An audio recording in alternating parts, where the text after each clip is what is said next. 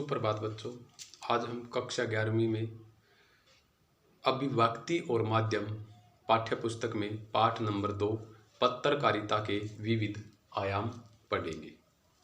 पत्रकारिता क्या है, कब से इसका महत्व है, क्या इसका कार्य है, इसका क्षेत्र कितना है, किस प्रकार यह समाज के लिए, देश के लिए उपयोगी है, इन सब के बारे में चर्चा हम करेंगे। तो सबसे पहले मैं बता दूं, पत्रकारिता है जो ये एक समाचार का ही अंग है। पत्रकारिता को विधायिका, न्यायपालिका भी कहा जाता है। लोकतंत्र का चौथा स्तंभ भी पत्रकारिता को हम मानते हैं। फिर ये पत्रकारिता किसके लिए लाभकारी है?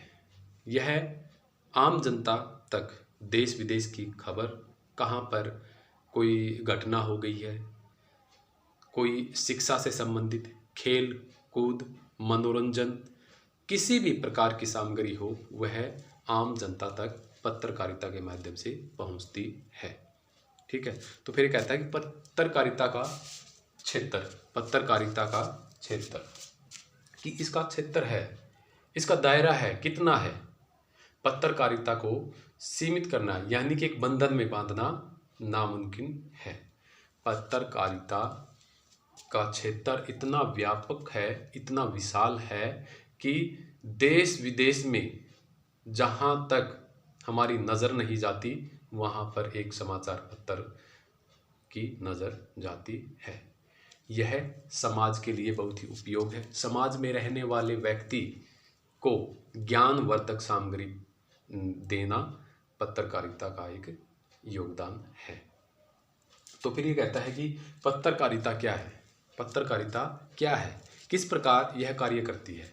जब किसी स्थल पर कोई घटना हो जाती है, वहाँ पर पत्रकार जाता है, वहाँ के आसपास जो व्यक्ति हैं उनसे पूछताछ करता है कि यह घटना कैसे हुई, किस प्रकार हुई, क्या यह घटना सच भी है या झूठी है। तो इन सभी मुद्दों पर पत्रकार वहाँ पर जाकर बातचीत करता है और जो सच्चाई है उस सच्चाई की गहराई तक जाने का कार्य पत्रकार करता है। फिर वह वहाँ से व्यक्तियों से, वहाँ के आसपास व्यक्तियों से ये पूछता है, घटना स्थल पर जो व्यक्ति है तो उनसे ये पूछता है कि यह घटना किस प्रकार हुई, इसमें किसकी गलती है। तो इन सभी मुद्दों पर चर्चा करके वह एक लेख लिखता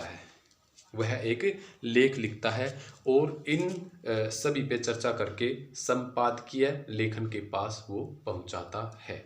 संपादकीय लेख उसमें काट छाट करता है, ये देखता है कि कोई शब्द कठिन तो नहीं जो आम जनता को पढ़ने में परेशानी हो, उसका अर्थ समझ में ना आए।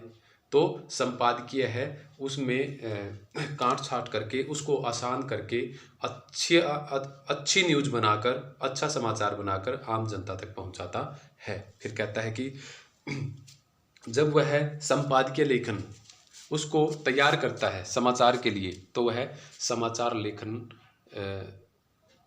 वाले व्यक्ति के पास पहुंचा दी जाती है कि यह समाचार इस तरह से छपेगा। ठीक है, फिर ये कहता है कि पत्रकारिता के आयाम कौन कौन से हैं। ठीक है, जो समाचार में जो खबर छपती है, ठीक है, कि कैसे छपती है। तो इसमें कहता है कि उसमें जो पत्रकार जब अपनी खबर को छापता है तो वह एक कार्टून के माध्यम से, एक तस्वीर के माध्यम से उस घटना को व्यक्तियों तक पहुंचाता है। उसमें एक फ़ोटो छापता है जिससे अगर पढ़ने में दिक्कत होती है तो व्यक्ति उस फ़ोटो को देखकर समझ जाएगा कि घटना कैसे हुई है, कहाँ पर हुई है, किस वजह से घटना हुई है। और आपस में दो गाड़ियों की टक्कर हो गई है या गाड़ी पेड़ से टकरा गई है, वह उस फोटो से, चित्र से पता चल जाता है। फिर ये कहता है कि इसमें लेख होता है। ठीक है, जो पत्रकारिता है इसमें लेख होता है, कार्टून होते हैं, इसके बाद टिप्पणियाँ होती हैं। ठीक है, हमने देखा एक पृष्ठ ऐसा आता है समाचार में जिस पर टिप्पणियाँ होती हैं, जिस पर मोटी मोटी खबर बता दी जाती है और नीचे लिखा होता है कि 6 नंबर पर आगे पढ़े। ये पत्रकारिता के आयाम होते हैं। अब हम इसके बारे में पढ़ते हैं, ठीक है, कि पत्रकारिता का समाज में क्या योगदान है। हाँ, मैं एक और बता देता हूँ कि पत्रकारिता है, जो समाचार पत्र है, वह समाज में एक दर्पण का कार्य करते हैं। समाज के लिए वह एक दर्पण है जो आम व्यक्ति तक सच्चाई वाली खबर पहुंचाती है। पत्रकारिता समाचार का ही अंग है। समाचार व्यक्तियों तक जो खबर सच्ची है, देश विदेश में जो खबर घटी है, वो पहुंचाते हैं, न कि इसमें कोई भ्रमित खबर होती, न झूठी खबर इसमें छापी जाती। जो सच है वह समाचार में लिखा जाता है, प्रिंट किया जाता है और अगले दिन वह समाचार पूरे देश में विदेश में भेज दिया जाता है और सुबह मॉर्निंग के समय उस व्यक्ति उसको पढ़ते हैं और देश विदेश की खबरों से रूबरू होते हैं। अब हम पढ़ते हैं पत्रकारिता के बारे में थोड़ा बुक में से पढ़ते हैं।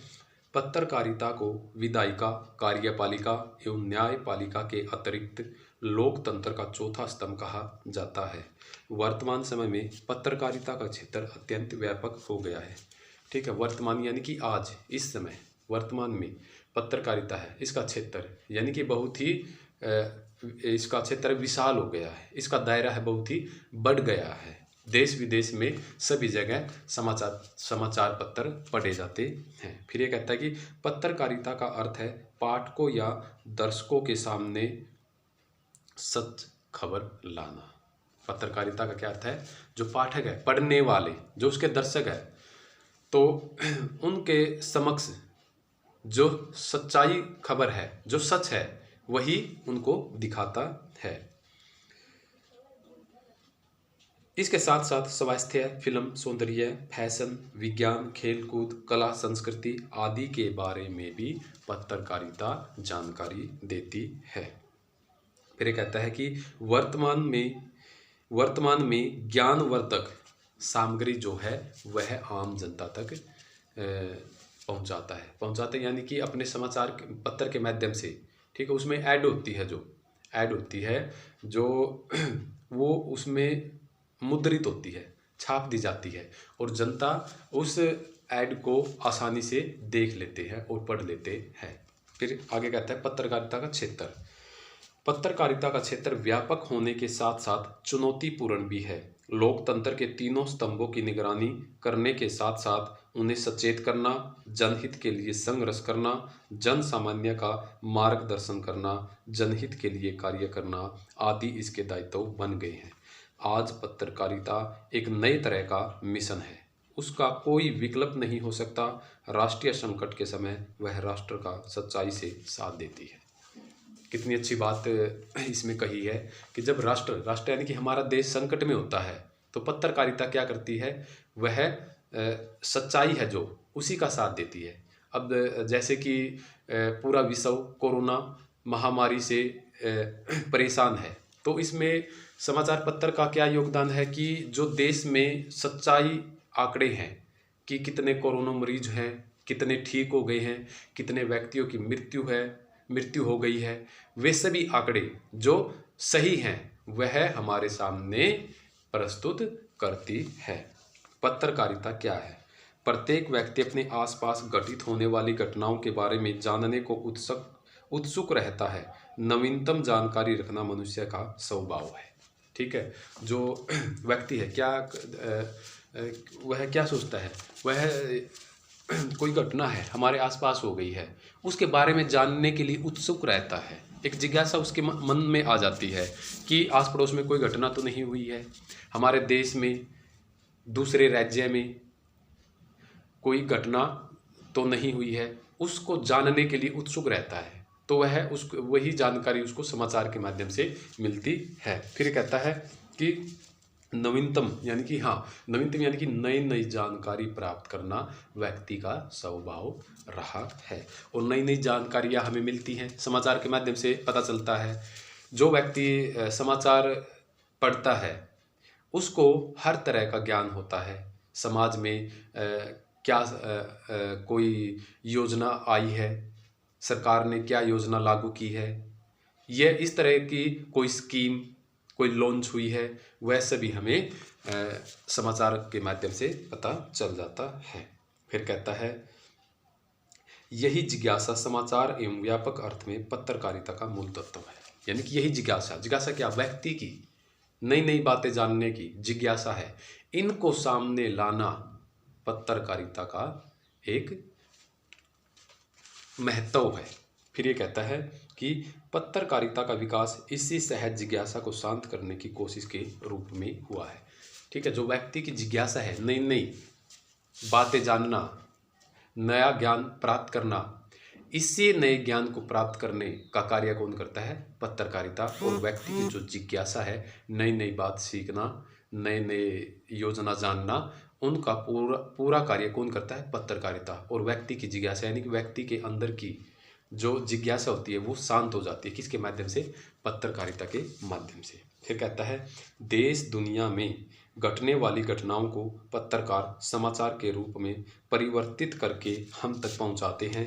पहले वे सूचनाओं का संकलन करते हैं। फिर कहता है कि देश विदेश में जितनी भी घटनाएं हुई हैं वे समाचार के माध्यम से हमारे पास आती हैं, हम समाचार के माध्यम से उनको पढ़ते हैं। फिर ये कहता है कि जब समाचार छपता है, अखबार में जब समाचार छपता है, उससे पहले उस खबर का आकलन किया जाता है। आकलन यानी कि उसको देखा जाता है, परखा जाता है। ठीक है, तो फिर ये कहता है कि फिर उन्हें समाचारों के रूप में डालकर हमारे सामने प्रस्तुत करते हैं। ठीक है, जो कोई समाचार है कि किसी घटनास्थल से जो प्रेस रिपोर्टर है वो लिख कर लेके आता है या फोटो खींच कर लेके आ गया है, तो उसका पहले आकलन करता है संपादकीय। ठीक है, संपादक उसका आकलन करता है कि इसमें कोई ऐसा कोई कठिन शब्द नहीं तो न हो जिससे पढ़ने में जनता को परेशानी हो। ठीक है, उसका आकलन करते हैं। फिर क्या करते हैं, फिर उसको आगे भेज देते हैं समाचार छपने के लिए। इस पूरी प्रक्रिया को ही पत्रकारिता कहा जाता है। और यह जो प्रक्रिया है जो हमने पढ़ी, घटनास्थल से लेकर, ठीक है, वहाँ पर पूछताछ करना, फिर संपादक है उसको देखता है, खबर अच्छी है तो उसमें अखबार में छापने के योग्य है तो वह उसको छपने के लिए आगे भेज देता है, और यही पत्रकारिता होती है। फिर ये कहता है कि पत्रकारिता के विविध आयाम, कि इसके विविध आयाम क्या है। पत्रकारिता का संबंध मुख्य रूप से समाचारों से है। ठीक है, ये बात आ गई है अब कि जो पत्रकारिता है वो क्या है, समाचार पत्र ही है, उसका ही एक अंग है। ठीक है, किंतु इसके अन्य आयाम भी हैं। फिर कहता है कि किंतु इसके अन्य आयाम, ये नहीं है कि कोई समाचार हमें मिल गया उसमें सिर्फ शब्द ही लिखे होंगे, नहीं, उसमें मोटे मोटे अक्षर होते हैं। ठीक है, उसमें वो टिप्पणियाँ होती हैं मुख्य समाचार बताने के लिए। ठीक है, जो मुख्य उस पूरे अखबार में जो बातें हैं वो टिप्पणियों में होती है। फिर क्या होता है, आगे फिर जिस पेज संख्या पे वो समाचार पढ़ने के लिए हमें मिलते हैं, वहाँ पर उन टिप्पणियों के साथ साथ, उन पंक्तियों के साथ साथ, उन लाइनों के साथ साथ हमें फोटो भी मिलते हैं देखने के। ठीक है, फिर हम फोटो को देखकर अच्छे से समझ जाते हैं कि कहीं पे भूकंप आया है, ठीक है, घर गिरे हुए हैं। ठीक है, तो उस फोटो से क्लियर हो जाता है कि समाचार क्या हमें कहना चाहते, क्या समझाना चाहते हैं, क्या घटना हुई है। फिर ये कहता है कि किसी विचार, टिप्पणी, संपादकीय लेख, फोटो, कार्टून आदि से संबंधित पत्र भी पत्रकारिता के अंतर्गत ही आते हैं। इसने यहाँ पर बता भी दिया है। ठीक है, कि जो टिप्पणियाँ, समाचार में टिप्पणियाँ भी होती हैं वो भी समाचार के अंतर्गत ही आती हैं। फिर कहता है कि फ़ोटो, ठीक है, किसी दुर्घटना है, कहीं घटना हुई, बम ब्लास्ट हो गया है, ठीक है, तो वहाँ की तस्वीर का पत्रकार क्या करता है, फ़ोटो खींच लेता है, वो फिर अगले दिन फ़ोटो में उसमें अखबार में छपती है। फिर कहता है कि जब वहाँ पे वो फ़ोटो खींच नहीं सकता तो एक कार्टून के माध्यम से वह तस्वीर जनता तक पहुँचाता है। ये सभी भी पत्रकारिता का, समाचार का ही अंग है। पत्रकारिता के मुख्य आयाम निम्नलिखित है। आयाम यानी कि इसमें इसका जो प्रोसेसर है, जो इसका कार्य है, किस प्रकार चलता है, कहाँ से शुरू होता है। पत्रकारीय लेखन, पत्रकारीय लेखन यानी कि कोई समाचार हमने समाचार में छापना है तो सबसे पहले हम उसको लिखेंगे, ठीक है, पत्रकारिता के माध्यम से उसको हम लिखेंगे। फिर कहता है संपादकीय लेखन, फिर उस पर लेख लिखेंगे। फिर क्या करेंगे, लेख लिखेंगे, संपादक है उसको देखेगा, परखेगा, ठीक है, और उस पर निर्णय लेगा कि क्या यह खबर अखबार में छापने लायक भी है या नहीं, क्या यह खबर सही है। तो फिर आता है समाचार लेखन। उसके बाद जब संपादक इस लेखन को पास कर देता है यानी कि आगे पहुंचाता है तो फिर समाचार लेखन का कार्य चलता है, फिर वह समाचार उस अखबार में छपता है। आज के लिए इतना ही, जो इसमें और बच गया है, ठीक है, आगे और भी इसके प्रकार हैं। पत्रकारिता लेखन, पत्रकारीय लेखन, कार्टून, और भी इसके जो भाग रह गए हैं वो कल पढ़ेंगे हम। तो बच्चों के लिए घर कार्य यही है कि बच्चे इस वीडियो को 2 बार 3 बार देखें और एक बार जो हमारी अभिव्यक्ति और माध्यम पाठ्य पुस्तक है उसमें जितना मैंने पढ़ाया है बच्चे पढ़ेंगे। ये आपका घर कार्य है। बच्चे खुश रहे, स्वस्थ रहे। धन्यवाद।